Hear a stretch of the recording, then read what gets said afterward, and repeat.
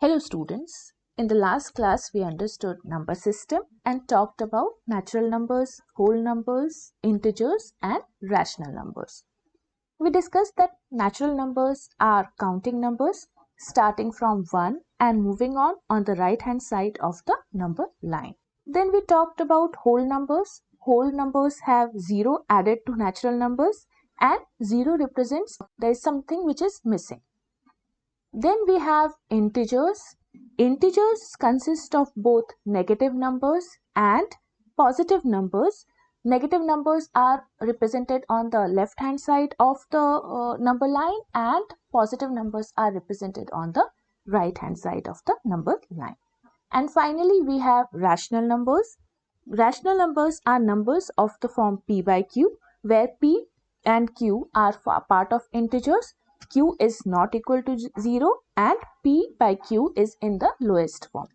When we say it is in the lowest form, what does it mean? They do not have any common factor.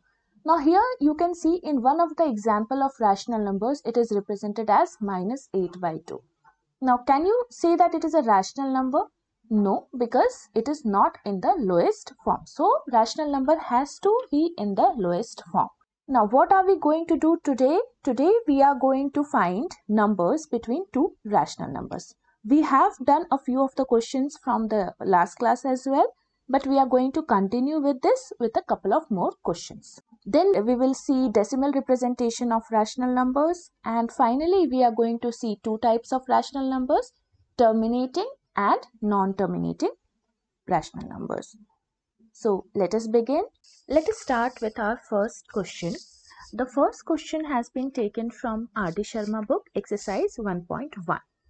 The question says, find 6 rational numbers. We have to find 6 rational numbers between two numbers, and the numbers given are 3 and 4. Now to find 6 rational numbers between two given numbers, we have studied couple of ways. The first way we studied was that you simply multiply 3, numerator and denominator 10, you multiply it, and 4 also you multiply with 10 on numerator and denominator both sides. You will get here 30 by 10. Here you will get 40 by 10. And now you can write as many numbers as you want. That will be 31 by 10, 32 by 10, 33 by 10, 34 by 10, 35 by 10, and so on and so forth. This is one way of doing it. The other way of doing it is, which we have discussed, is finding the midpoint. So in this case, you have to find the midpoint of 3 and 4. You are simply going to find 3 plus 4 by 2. That will be 7 by 2, and this is the first number on the number line. So suppose here we have 3, here we have 4, and so this x will be 7 by 2. Further, you will find the midpoint of 7 by 2 and 4. So you are going to find the midpoint of 7 by 2 by 4. That will be 7 by 2. 7 plus 8 by 2 into 1 by 2. That is 15 by 4. So the next number that you have got is 15 by 4. Suppose we represent it by y. So we get 15 by 4. And this way you can continue. We have discussed both the methods in detail in our previous lecture. You may refer to that. The third method that we are going to study today, which is a new method. In this method, what you basically need to do is look at the numbers that you have to find. So in this case, we have to find 6 numbers between 3 and 4. So what we are going to do is take one number more than 6 and we will add 1 to it. That becomes 7. And we are going to multiply both the numbers with 7. So 3 into 7 by 7 and 4 into 7 by 7. When we multiply this with 7 by 7, what do we get? We get 21 by 7, and here we get 28 by 7. Now we will get exactly 6 numbers between 3 and 4. And can you tell me what are those numbers? Those numbers are 22 by 7, 23 by 7, 24 by 7, 25 by 7, 26 by 7 and 27 by 7. So this is one method which is widely used, and you will find this reference in almost all the books as well. Now similarly, you can try for other questions in the given in the exercise, and this method has been used, plus this method has also been used. The other method that we multiply both of them by 10 with 10 by 10, and we get the result. Whatever is easy for you, you may continue with that. Now let's move on. Now the next topic that we have to understand is decimal representation of rational numbers. Now we know that rational numbers are any number of the form p by q, and this you will have to remember, speak this to you number of times in the lecture, because you will just have to remember it, that rational numbers are always of the form p by q, where p and q are integers and q is not equal to 0, and p and q are in their p by q are in their lowest form. These three properties of rational numbers are, if you understand these three properties, you can solve almost any questions which are part of the rational numbers. Now before we go further, before we understand the decimal representation of rational numbers, we also need to understand that numbers are of two types. When we say there is rational numbers, we also need to understand that there is something called irrational number as well, which is also part of your syllabus. But irrational numbers and rational numbers have difference. The first very difference is that rational numbers are of the form p by q, where p and q are part of integers, q not equal to 0.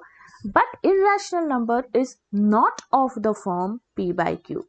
Not of the form p by q. Alright? If you have understood this difference, we are going to leave irrational numbers for now, and we are going to proceed towards rational numbers only. Rational numbers are further divided into two types. When we convert rational numbers into decimal form, we find that there are two kinds of numbers that we get. One number is when the decimals terminate after some time. For example, when we have number called 3 by 2. Here 3 by 2 is of the form p by q, and hence it is a rational number. When you convert 3 by 2 into a decimal, you get 1.5. It has fixed number of digits. 1 is here, and then after point it has fixed number of digits. So when the number of digits after decimal are finite, it is called terminating representation of rational numbers, or simply you can put it as terminating rational numbers. Now let us take one more example. Here we have 4 by 5. Now you know how to divide it, and I am assuming that you know how to divide it. So you will get 0.8. In this case also you can see that the number of digits after decimal, after this dot, is fixed, is finite. So in this case we call this as terminating rational number. So anything like 0.625, 0.32175, where the number of digits after the decimal numbers are fixed, are called terminating rational numbers. Now we will understand what are non-terminating rational numbers. Non-terminating rational numbers are those kind of rational numbers, non-terminating and recurring as well. Okay, just remember that when it is non-terminating, it is recurring, because if it is non-terminating and non-recurring, it will be irrational numbers. Here we are talking about non-terminating but recurring rational numbers. Now if you have some kind of number where after division one particular number keeps on repeating itself, we call that number as non-terminating but recurring or repeating, whatever suits you. Recurring / repeating we can say, because that particular digit keeps on repeating itself. Now one of the example is, suppose we take 8 divided by 3. Now we know that when you divide 8 by 3, what do we get? Here we get 2, and then you get here 6. Again you get 2, you add 6 here, 18, and this will keep on happening. This will be continuous. You will keep on adding 6, 6, 6, 6, 6, and here you will keep on getting the remainder as 2. In this case, if you see this particular digit, 6 is getting repeated all the time. So such kind of decimal numbers where one particular digit or all the digits after the decimal point keeps on repeating, that particular number is called, that particular rational number is called non-terminating but recurring or repeating rational numbers. And how is it represented? The digits which keep on repeating, they have a bar on their head. All right. So the other example can be 2.78 bar. What does it mean? It means 2.78787878, and it will keep on happening endlessly. So we have understood two kind of rational numbers. One is terminating and other is non-terminating. When it is terminating, it has finite number of digits after the decimal point, and when it is non-terminating, it has recurring digits or repeating digits after the decimal point, or some number of recurring digits. Now I'll show you one example where both of the things do not happen. Neither there are finite number of digits after the decimal points, nor it ends. One example is, suppose my number is something like this: 0.120, 121, 122, 123, 124, 125, and this will keep on happening. Now in this case, if you observe, the number of digits are not getting ended, neither they are fixed in number, and also they are not getting repeated. These kind of numbers are called irrational numbers, and we will talk about them more in our irrational number session. Let us start with conversion of rational number into decimal number. The first example that we are going to take is 2 by 11. Now suppose if your number is 2 by 11, what does it mean? It means, so something which is like 2 in numbers, you have to divide it into 11 parts. So if I have something which is 2 in numbers, say I have 2 apples, I have to divide it between 11 people. This is what 2 by 11 means. So we have the number as 2 by 11, and we are going to follow a simple division method. We are going to write here 2, we are going to divide it by 11. So first we are going to write 0 because we do not have anything. So we are going to add 0 here. This becomes 11, 1, you get 9, and we add here 8, 88, again you get 2, 0, 1,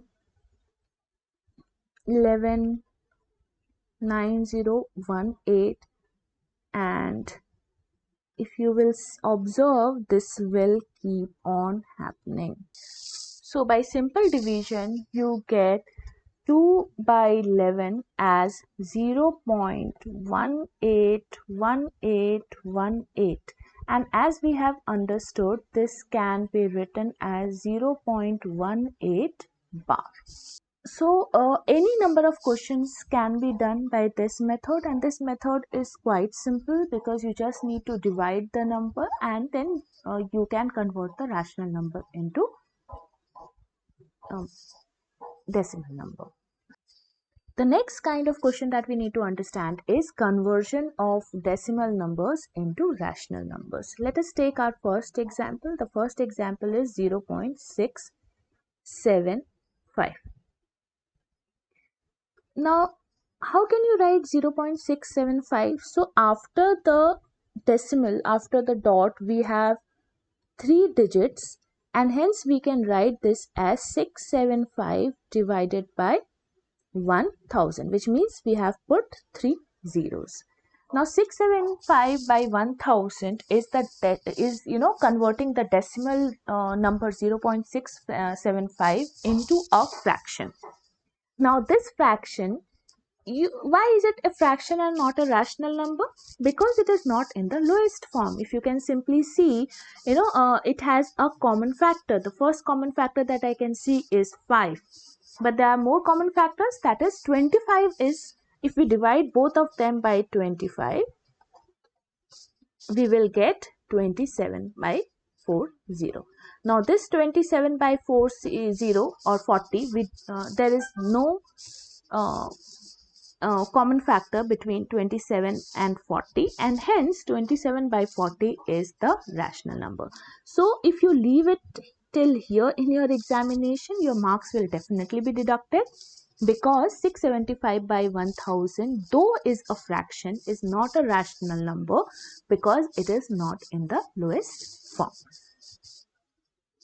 The second kind of number is 8.0025. Now this again can be written as 80025, and there are 4 digits after the decimal, so we will write 12340. Again 25 is the common factor. We'll divide both of them by 25. We will get as 3201 by 400. Now they do not have any common factor, and hence 3201 is the rational number or rational number conversion of 8.0025. So this is very easy. When you have a finite number of digits in the decimal number, it is very easy to convert it into a rational number. Now the next conversion that we are going to see are non-terminating but repeating decimal numbers. Say for example, we have 0.2 bar. Here what does it mean? Here it means that 0.22222, that means 2 is getting repeated and repeated and repeated, which means 2 will never end. It will keep on repeating itself forever and ever. Can we represent this number into a fraction or a rational number? Do you think it is possible? Now you will say that, ma'am, directly we can write it as 2 by 10. Well, if you write it as 2 by 10, it will become 0.2 and it will not keep on repeating itself, and hence this will be a wrong way of doing it. But think about it. We'll look at two solutions. We'll look at two ways of doing it. But first we need to understand the concept. When you say 0.2 bar, what does it mean? It means that 2 is getting repeated all the time. Now, in order to convert this into a rational number, what you need to do is you need to get rid of this particular repeating decimal digits. How can we do that? If we consider this, and this is just a rough work, I'll show you properly how to do it. But if you consider this as 1, and if suppose I consider this number as x, I multiply x by 10 and I say 10x, what does it become? I am multiplying the entire thing by 10. So it will become, if I multiply 0.2222 into 10, it is repeating, into 10, what will we get? 2.2222. And so here we can say that this number 10x is 2.2 bar. Here we have x as 0.2 bar, 10x as 2.2 bar. If I subtract them, what will I get? Here I will get 0.2 bar. Now if you see, 2 bar and 2 bar are getting cancelled and we have only 2. Here we have 9x and hence x is 2 by 9. Now if you will divide 2 by 9, you will actually find that you are getting this, 18 and 2, 0, again 2, 18, 2, 0. And so this is the correct representation of 2 bar. 2 by 9 is the correct representation of 2 bar. How to do it properly? How is it given in your book? We will just discuss. Let us see how to do it step by step. We'll first write let x is equal to 0.2 bar. x, which means x is 0.2222, and we will call this equation as the first equation. Multiplying 1 with 10, we get 10x is equal to 2.2222, and then subtracting 1 from 2, we get 10x is equal to 2.2222, and x is equal to 0.2222, which means 9x, and remaining we have already seen x is equal to 2 by 9, and therefore 0.2 is equal to 2 by 9. This is how you need to do it in your examination. Let's see one more example. Here in the other example, we have 0.35 bar. Again, x is equal to 0.35 bar. Now, in this case, are we going to multiply it just by 10? No. We are going to count the digits after the decimal. In this case, we have 2 digits. So, we are going to multiply it with 100. 100x will become 35.3535. See, the idea is to remove the digits which are repeating. Again, this here we have to write let x is equal to, and then all the steps that we have talked about, multiplying 1 with 100 and all those things. Then you will subtract 1 from 2, we will get 35, and x will become 35 by 99. So this is a way of doing it. From this we have understood a couple of things. First is, all the above are examples to convert a pure recurring decimal number into rational numbers. So these are pure recurring rational numbers. It does not have any component which are not recurring. In the next example, we are going to see numbers of the form, for example, 2.35. In this, or another will be 2.35 bar. Only bar is there at 5, which means 2.35555. This is repeating. So till now what we have seen, when we have set 0.2, 0.35, 0.675, another example can be 0.675, the whole bar. Here you are going to multiply it by 1000x, and you are going to write 675.675675 and so on. And here you are just going to write x, you will have 0.675, you get 999x is equal to 675, and x is equal to 675 by 999.